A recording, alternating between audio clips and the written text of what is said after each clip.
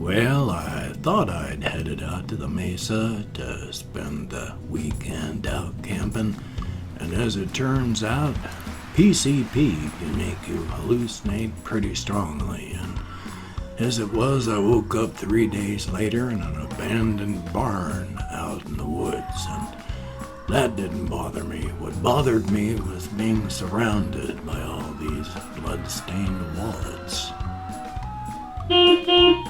Well, howdy, Nearly Senior Citizen here. Greetings, boys and girls, and welcome to this, a brand new day. Do I have an intro for my video today? I have no ideas. I do everything extemporaneously. And so, whether or not I have an intro, you'll know, because you'll have seen it, but I have no ideas as of this moment. Thumbs up. It's all spur of the moment, but as this one guy who has a video series, a channel, Because Science, mentions, really, when you take a look at it behavioristically, if you take a look at time, how you arrived at this moment is based on what happened, a second ago. And what happened then was based on what happened a second ago. You can trace everything that led to this moment through time back to the beginning. His point is, because you can trace it back like that, do we actually have free will? Everything is behaviorally based. Because you can go, oh, this happened, that's why this happened. So if you analyze it, do we have free will? After all, they have taken PET scans, which is the positron emission thing, which is there's electrons, and then the antimatter version of that is a positron.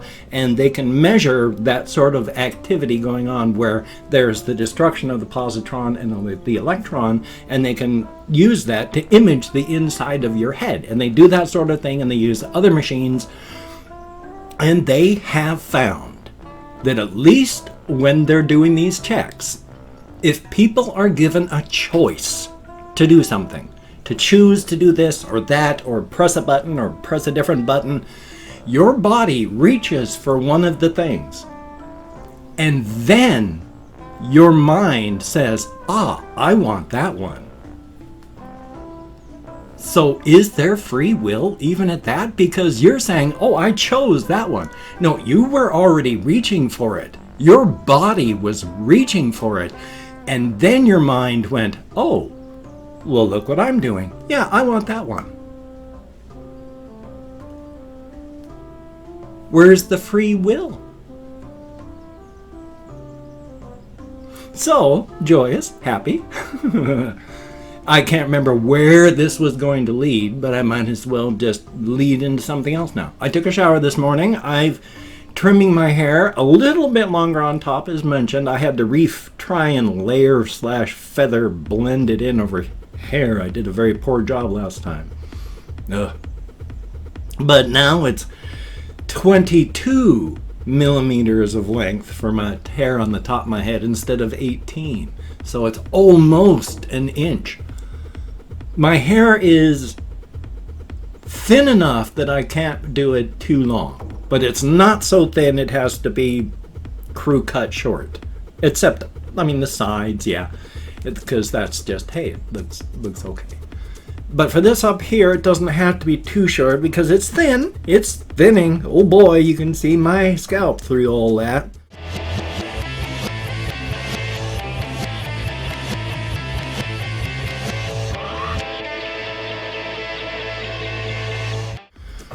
But there's still more hair than is necessary for just going, might as well just keep it buzz cut because I ain't got nothing left. So, as it gets thinner, it's going to get shorter again. And then eventually, if it gets thin enough, like I've already vowed way back when I was younger, if I ever tuft up in the front, you bald out this way except for the tuft in the front. No, as soon as it starts separating, that's shaved down every single day. Screw that tuft look, it looks awful. So, no. And of course, just to reinforce and stress, guys, don't blame your father if you've got male pattern baldness. He's just as much of a victim as you are. The male pattern baldness gene is passed down from your mother, not your father. He's an innocent victim. He has nothing to do with it. It's passed down through your mother. So if you want to find out, look to your mother's family. So yeah, thumbs up. I mean, I've had moderately thick hair my whole life. It's only in the past couple of years that's gotten this thin. Oh my God, when I was younger, it was insane. I looked like I had a giant mushroom growing on the side of my head, and then it was just a big wad everywhere. My hair would just get bigger and fluffier as it got longer, and it just didn't look all that good. I mean, I still parted it, but life is life. Just thought I'd mention. And then I was also thinking, because I took a shower this morning and trimmed everything, but which has nothing to do with my arms. But now, because I haven't been doing as much, they don't look as cool. Because when I was showering, just all these veins were popped. Just everything. It was amazing. It was like bodybuilder arms. And I don't do bodybuilding stuff. I mean, aside from like a barbell. Ooh. That was another thing I was thinking of. Yes, random leaping from subject to subject. Good morning, and thank you for coming to join me on this journey of exploration. But it's, bodybuilding and getting big and too much exercise. The thing is, getting too much exercise, getting too built, it's like, are you swole? It's like, that sort of stuff, that obsession, that getting too big is anti-survival. You're going, yeah, I'm big, I'm tough. And it's like, if this were out in the foraging time, hunter-gathering times of old, you would be anti-survival because you have to eat so much. You have to devote so much time to just doing this. You're not going out to help yourself or the rest of the village eat. You're just sitting there and eating and doing stuff. And the problem with that is they've shown with bodybuilders and all that, if you take a big swole bodybuilder and you take a guy or gal, of course, who works for the post office and just walks their route every day, who's healthier? If you're looking at cardio, it's the guy who does the walking every single day. The person that just does the build-up isn't doing the cardio. Sure, they're built up, but there's no big power engine to keep it going. So it's the obsession that makes it bad. It's not the act of getting big and powerful. It's the obsession with it to the extent that it would be anti-survival. And that's what it is. Thumbs up. My kitty cat was here when I opened up my door this morning to come inside. There's the actual door that I come in. I've got this thing. It's 65 every single night, even during the summertime. I kept it that way because during the day it's warm, but during the nighttime it gets really, really cold, even during the summertime when all the heat has finally leached away, especially if you've got a clear sky. Cloud cover holds heat in. Clear skies just radiate straight out into space. I mean, it's not a direct everyone's going to die, of course, or there'd be nothing but patches of ice, but, it's just you radiate more space, more heat out to space. Which, as another quick, boy, I'm just thumping from one subject to another. I watched a video. There's this one fellow who does stuff on the Game Theorist channel, with the whole Matt Pat game theory, where he does all this stuff. There's another fellow, Austin, who approaches other subjects from a scientific manner and does his best to try and figure out the science behind a lot of things. There's this one game called, I think it's Dauntless, where it's a free-to-play, I think, on mobile or some such. You go out and you hunt monsters. And so he was dealing with, could these things happen? And one of the big things that he touched upon that makes it so difficult is you don't think about it, but heat management is such an integral part of survival. It's amazing.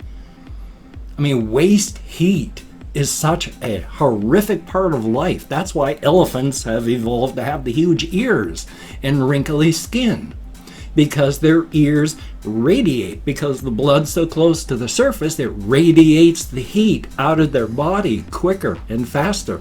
And their skin is so wrinkly, so it has a higher surface area and can radiate more heat, which is why they spend so much time just dumping water all over themselves for evaporation. Waste heat is incredibly difficult to get rid of, because radiating, while acceptable, is a very, very poor method of getting rid of waste heat, especially in air. We use air as insulation. Air is an insulator because it holds in stuff so well. Not holds in physically, but that's what we insulate stuff. That's why we put wads of fiberglass and such. Not thick, solid stuff, but porous stuff for air, because air holds in all that heat. It's very good at not radiating. So waste heat is just a huge issue. I mean, not just with, science fiction, StarCraft, and non-science fiction stuff like at the space station and going out on spacewalks. You have to manage your waste heat so much. Yeah, waste heat is just amazing, and I was surprised while watching this one, because I love watching all these little things where you learn something. It's respiration is incredibly good, breathing, but oh my God, it raises the problem of waste heat just incredibly, because you're burning. And of course, each one of our cells is packed with mitochondria, and mitochondria sit there and burn at 100 degrees Fahrenheit, each one of them.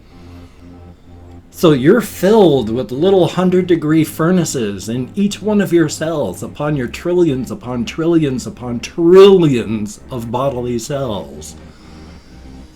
Yeah, that's why you get 2 or 3 people in a room. It gets so hot. We're 100-degree furnaces radiating heat, trying desperately not to burn on our own waste heat. It's astonishing. Definitely a thumbs up. Oh, I love all this science stuff. I watched the Sci Show. There's Sci Show.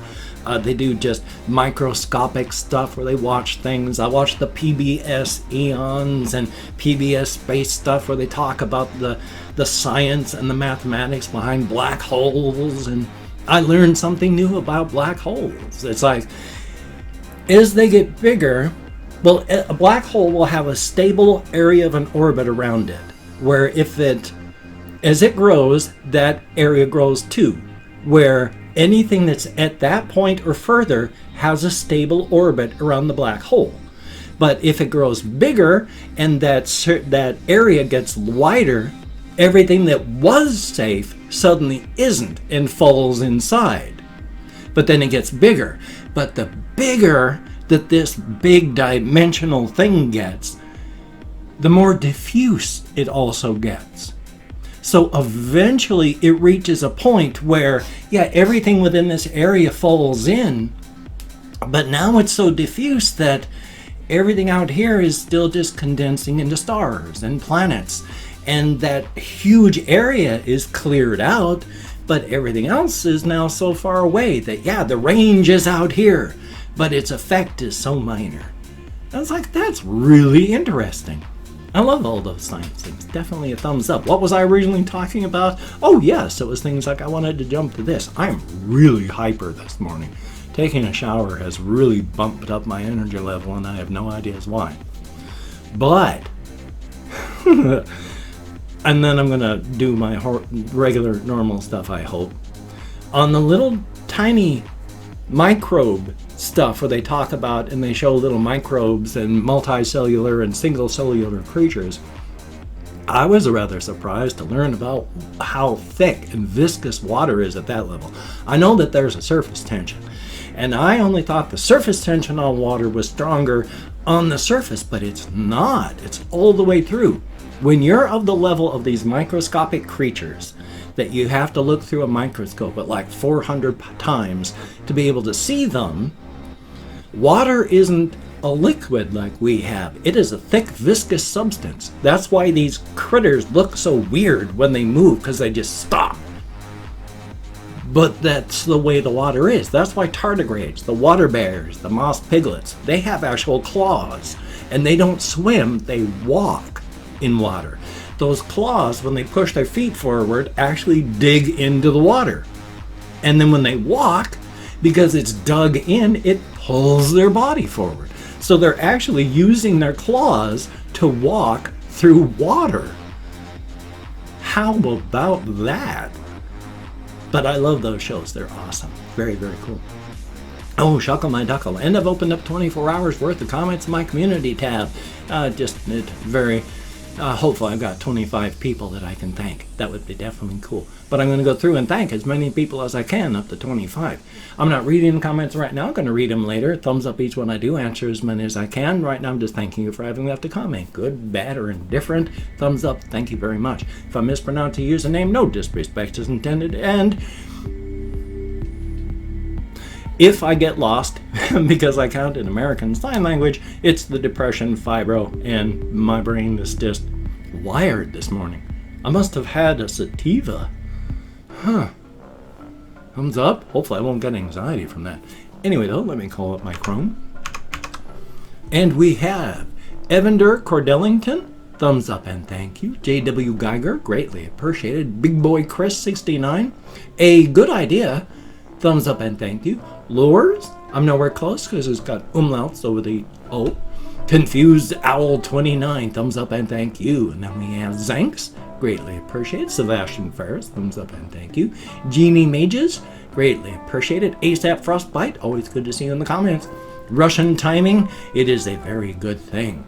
And we have Non-Conformative Proof, greatly appreciated. And Daniel Steinholm Amandrud, thumbs up and thank you. Man of Culture, greatly appreciate. Sean C, 557, thumbs up and thank you. Blur's World, good to see you in the comments as well. Colin Reisenauer, thank you. Esau Nagar, I sure hope I'm close. I'm still not sure though. Molly Guy, I bet I'm nowhere close. But Capucci Passy Paul, thumbs up and thank you. Then we have Kathy Kitscat, greatly appreciated. I think I misdid my counting, but we'll see. George Lenescu, thumbs up and thank you. La Pulga Atomica, thumbs up. Cantra Scepter, greatly appreciated. Mr. Creepabell, 374, thumbs up and thank you much. And last but not least, Cade Dashno, thumbs up and thank you. Each and every one of you. You get me out of my head, into the world, dealing with real people, and that is appreciated. Thumbs up. Well, shucks. If you could check out my various links down below, I have Twitter, Facebook, GoFundMe, Patreon.com, NearlySeniorCitizen.com. If you could donate to my GoFundMe campaign, or become a Patreon.com patron like one of these beautiful and awesome people, that would be beautiful and awesome. If you would like to help me out but don't want to donate to any of those, I have a PayPal account that you could donate to. And if you don't want to do that, I also have an Amazon wish list if you wanted to check that out with things like cat food, hamster food, silly things, non-silly things. Now, do not feel obligated. I do not feel entitled. And if you cannot donate or you simply do not donate, I take all good wishes and I deposit them in the bank of my heart where I draw interest. So thank you very much. If you could toss me a like, I do appreciate all the positive validation I get for my existence. Definitely a thumbs up. And if you could subscribe to the channel and hit that bell, that would be very cool. Greatly appreciated. I would understand if you did not wish to, but if you are down with it, I will do my very best to keep you entertained from now until the literal end of time. Why the big bulging eyes? I have no idea. Anyway, though, it's like 18 minutes and change. I've got an intro, and I've got nothing more to say. So thank you very much for having watched. Hopefully, at least some of you watched to the end. Definitely a good thing. So I got this video, another video. I'm hoping to do like everybody else in the world and have an Outer Worlds LP going on because I have the Xbox One Ultimate Game Pass thing. So thumbs up for that.